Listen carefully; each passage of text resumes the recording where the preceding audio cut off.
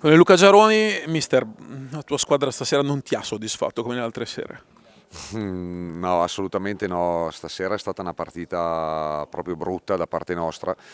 Vabbè, io sono l'allenatore, quindi la responsabilità è mia.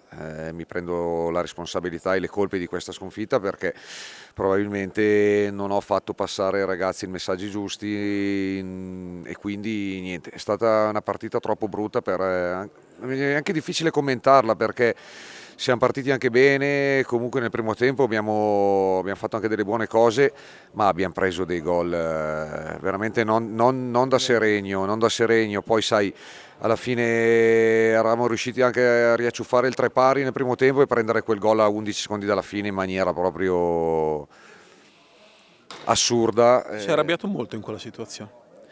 Sì, perché una squadra come la nostra non può permettersi queste leggerezze difensive, soprattutto tenendo conto del fatto che io ho sempre spinto con i ragazzi sul fatto che per noi la nostra forza deve essere la fase difensiva, che poi dopo ci aiuta ovviamente a attaccare meglio, a fare contropiedi.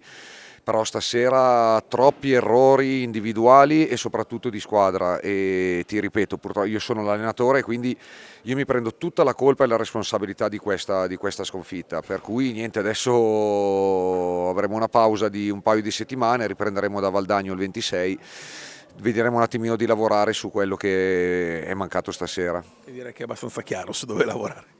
Sì, direi di sì, soprattutto bisognerà lavorare un po' sulla testa perché partite come queste lasciano il segno, indubbiamente. Noi siamo una squadra che deve lottare 50 minuti tutte le partite, oggi non l'abbiamo fatto, c'è da dire anche che abbiamo trovato dall'altra parte una squadra che è molto ben organizzata, è molto ben allenata, io l'ho sempre detto che Leo secondo me è uno dei migliori allenatori che c'è in circolazione e che poi nel secondo tempo sostanzialmente ha sfruttato tutte le occasioni che ha avuto e poi dopo è diventato effettivamente troppo difficile per il Seregno di stasera.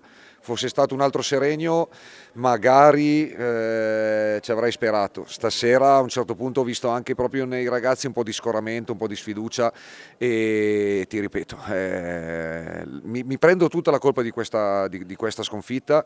I ragazzi devono stare tranquilli, riprendere a lavorare tranquilli e vediamo un attimino di riprendersi i punti che abbiamo perso stasera già dalla prossima di Valdagno. Grazie Luca. Prego.